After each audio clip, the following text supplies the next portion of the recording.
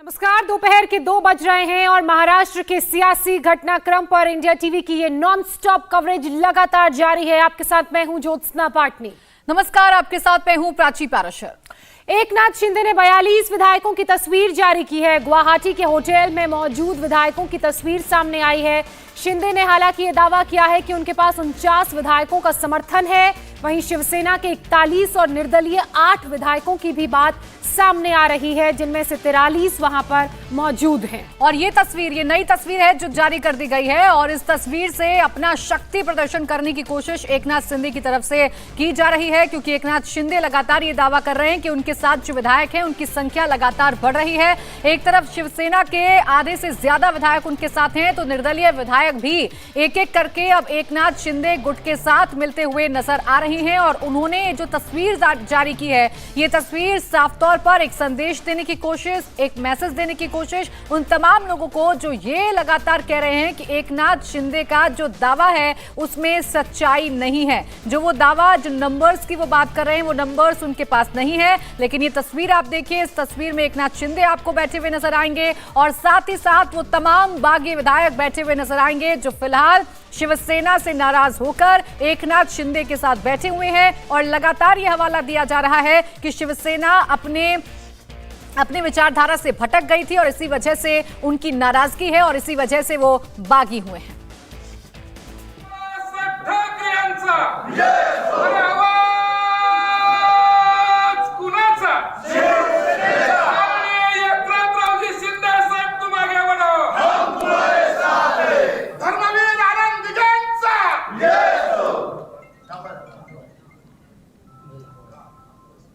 कैमरे वाला आपका फोटो पकड़ा दो। डॉक्टर कैमरे वाला शिवसेना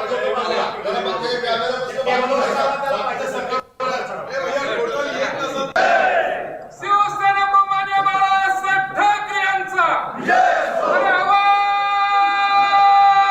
कुणाचा?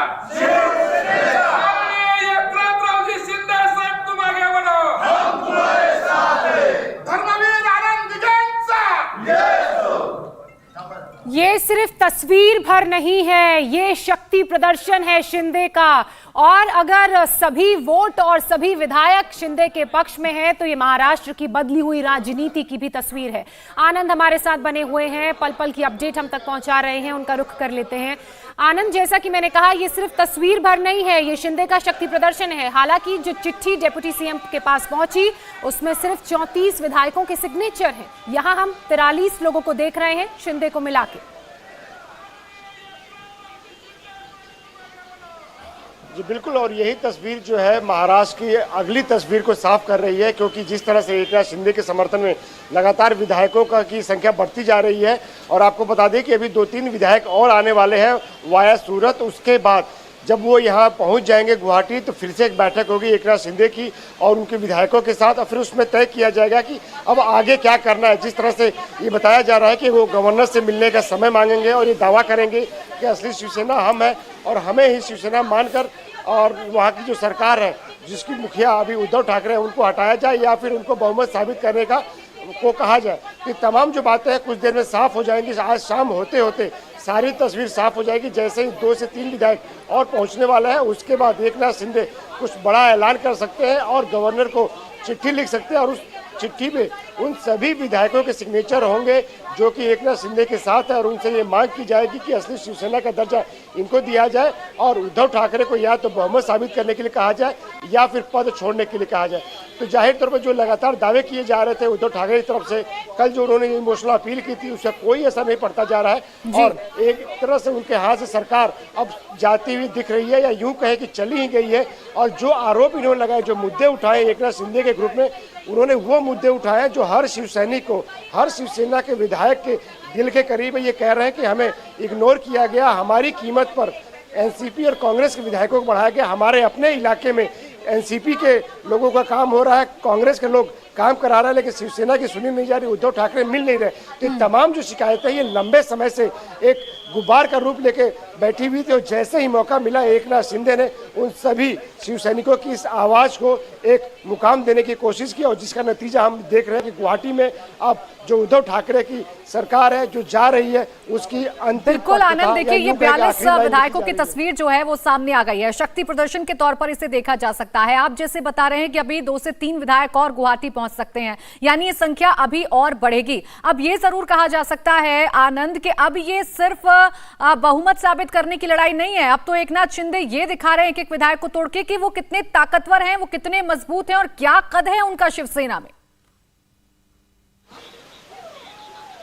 देखिए फिलहाल जो पहली लड़ाई है एकनाथ शिंदे की वो यही है कि असली शिवसेना कौन है। यानी कि पहली लड़ाई शिवसेना की अपनी लड़ाई है, अंदरूनी लड़ाई है जिसमें एकनाथ शिंदे ने बाजी मार ली है और उन्होंने ये साबित कर दिया है कि शिवसेना उनके साथ है, शिवसेना के विधायक उनके साथ है, सांसद उनके साथ है और आम शिव सैनिक उनके साथ है। और उसकी बानगी जो उन्होंने विधायकों की परेड कराई है इस शक्ति प्रदर्शन के जरिए उससे साफ नजर आ रही है।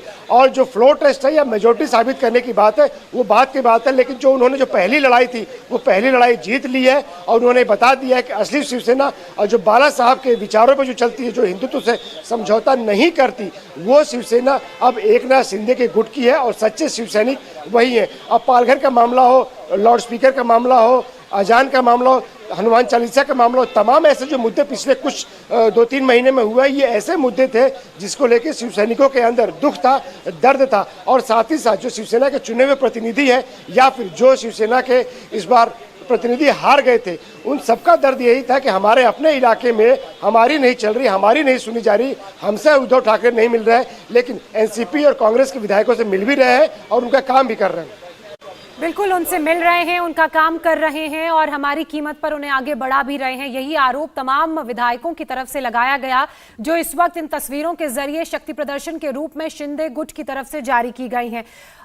मैं आपसे ये भी समझना चाहूंगी आनंद, ये जो आंकड़ा दिख रहा है शिंदे को मिला के 43 विधायकों का है और शिंदे की तरफ से ये दावा किया जा रहा है कि उनके पास टोटल 49 विधायकों का समर्थन है। इन 43 में 4 विधायक आज और जुड़ेंगे जो सूरत से पहुंचेंगे गुवाहाटी, तो वो संख्या हो गई 47। अब 2 और विधायकों की बात की जा रही है, क्या उनके भी नाम सामने आए हैं? क्या वो भी शाम तक इस गुट का हिस्सा होंगे?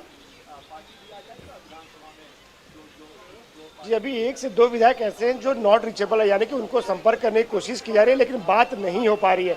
और ये बताया जा रहा है कि वो विधायक भी जल्द सूरत के रास्ते गुवाहाटी पहुंचेंगे और जब वो यहाँ पहुंच जाएंगे तब एकनाथ शिंदे अपना अगला कदम उठाएंगे। क्योंकि आपको याद होगा कि अजीत पवार जब बगावत की थी और उन्होंने ओथ ले ली थी, लेकिन जो उन्होंने गवर्नर को चिट्ठी दी थी उसमें जो उन्होंने विधायकों के नाम दिए थे अपने समर्थन में, उसमें से कई विधायकों ने कहा था कि हमें पता नहीं है और हमारे दस्तखत नहीं है। लेकिन एकनाथ शिंदे इस बार ऐसा कुछ नहीं होने देना चाहते। वो जानते हैं कि क्या पहले हो चुका है, तो ऐसे में वो चाहते हैं कि सभी विधायक उनके पास आए, गुवाहाटी आए और इसके बाद जब उनको लगेगा कि पूरे नंबर हो चुका है, नंबर से ज्यादा हमारे पास है, फिर वो उन विधायकों को लेकर मुंबई या मुंबई के पास में या गोवा कहीं जाएंगे। फिर वहां से फिर गवर्नर से बात की जाएगी, गवर्नर से मिलने का समय मांगा जाएगा और ये कहा जाएगा कि हमारे पास नंबर है, ये हमारी चिट्ठी है और फिर आप हमें बिल्कुल, यानी देखिए एकनाथ शिंदे इस बार कोई भी यहाँ पर कोई कसर नहीं छोड़ना चाहते हैं, कोई भी गलती, कोई भी रिस्क नहीं उठाना चाहते हैं और इसी वजह से पहले अपने नंबर्स को ज्यादा से ज्यादा बढ़ा रहे हैं और उसके बाद ही कोई कदम उनकी तरफ से उठाया जाएगा। इस बीच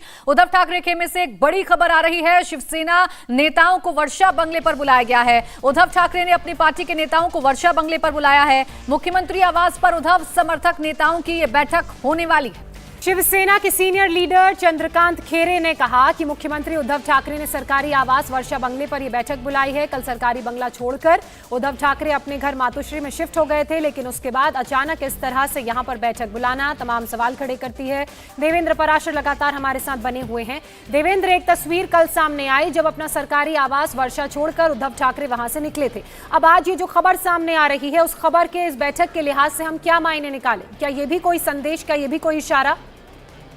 बिल्कुल इशारा साइकोलॉजिकली आप कह सकती हैं, क्योंकि अभी उनके सामने, उद्धव ठाकरे के सामने सबसे बड़ी समस्या है कि सरकार तो जा रही है और एक हद तक उन्होंने मान लिया इस बात को, लेकिन अगर सांसद भी अगर छिटक रहे हैं, सांसद जैसे संख्या बताई जा रही है कि 10 से ज़्यादा वो होंगे, तो वैसे कंडीशन में उनके सामने एक बड़ी मुसीबत ये रहेगी कि क्या अपनी पार्टी में जो विश्वसनीयता खोने का सवाल ये सारे विधायक खड़ा कर रहे हैं वो सांसदों तक भी उसी रूप में पहुंच जाएगी। और उन सारी चीज़ों को हैंडल करने के लिए ऐसी कवायद ये की जा रही है कि अभी वो बने हुए हैं इस पूरी लड़ाई को लेकर, और ऐसा नहीं है कि उनके नीचे कुर्सी खिसक गई है। इस वर्षा में जाकर बैठक करने का पूरा मैसेजिंग जो है वो इसी के इर्द गिर्द रह गया। दूसरी तरफ आप एकनाथ शिंदे को देखें तो आज का जो वीडियो सामने आया है उसमें कहीं भी शिवसेना से बगावत करने वाला एक भी शब्द आपको सुनाई नहीं देगा। उसमें बाला साहब ठाकरे की जाए, एकनाथ शिंदे आप आगे बढ़ो, इस तरह की बातें की जा रही है। मतलब ये कि एंटी डिफेक्शन लॉ को लेकर या शिव सैनिकों के स्वाभिमान को चोट पहुंचाने वाली बात, ऐसी कोई भी चीज़ नहीं कही जा रही है।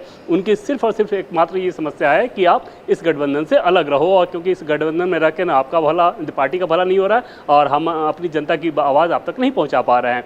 आज अगर उद्धव ठाकरे अगर वो ये कह दें कि वो इस गठबंधन से बाहर आ रहे हैं तो शायद तस्वीर आपको एकदम बदली हुई नजर आएगी। तो उद्धव ठाकरे के सामने सबसे बड़ी चुनौती यही है। कल भी जब उनके साथ जो विधायक मौजूद थे, हमारे एक सोर्स ने ये कहा था कि उनमें से एक विधायक ने कहा कि साहब बेहतर तो यही होता है कि हम बीजेपी के साथ गठबंधन करते। तब उद्धव ठाकरे ने ये कहा कि जिस दल के कुछ नेता हमारे ऊपर पर्सनल अटैक करें उनके साथ तो मैं नहीं जा सकता। जाहिर तौर पर उनका इशारा ये रहा होगा कि आदित्य ठाकरे को लेकर जिस प्रकार से करप्शन के चार्जेस लगाए जाते हैं, या सुशांत सिंह राजपूत मामले में जिस प्रकार से आदित्य ठाकरे का नाम घसीटा जा रहा था, चाहे नारायण राणे हों या फिर किरीट सोमैया हों, तो इन सारी नाराज़गी की बात वो बता रहे थे। लेकिन इससे ये सेंटिमेंट पता चलता है कि जो विधायक उद्धव ठाकरे के साथ भी हैं वो भी इस गठबंधन को अननेचुरल मान रहे हैं, और इससे अंदाज़ा लगाया जा सकता है कि आखिर गुवाहाटी में इतनी बड़ी भीड़ कैसे इकट्ठा हो गई। बिल्कुल, ये तमाम चुनौती हैं उद्धव ठाकरे के सामने, और कहीं ना कहीं सवाल ये भी है कि आखिर इतनी बड़ी चीज वो भांप कैसे नहीं पाए कि इतना बड़ा असंतोष पैदा हो रहा है और इतनी बड़ी संख्या में जो विधायक हैं उनसे छिटक सकते हैं। इस वक्त एक और बड़ी खबर, शिवसेना ने आपात बैठक बुला ली है। मुंबई के सभी पदाधिकारियों को मीटिंग में बुलाया गया है। 1 घंटे में शिवसेना की ये इमरजेंसी बैठक शुरू हो जाएगी। तो लगातार बैठकों का दौर जारी है, और अब कोशिश ये है कि अब तो आखिरी दौर में लड़ाई पहुंची गई है, और शिवसेना भी समझ रही है कि महासंकट उससे इतनी आसानी से टलने वाला नहीं है। लेकिन आखिरी वक्त में कैसे फाइट किया जाए, कैसे लड़ाई को लड़ा जाए, यही कोशिश अब शिवसेना की तरफ से की जा रही है। हालांकि इससे पहले शिवसेना द्वारा सचिवों की बैठक बुलाई गई थी, जिसे कैंसिल कर दिया गया। अब जो ये बैठक बुलाई गई है इसे इमरजेंसी बैठक का नाम दिया गया है। राजेश हमारे साथ बने हुए हैं। राजेश, ये बैठक कहाँ होगी? क्या ये बैठक भी वर्षा में ही होगी, और इस बैठक में कौन कौन मौजूद रहेंगे? कितनी देर में शुरू होगी ये बैठक?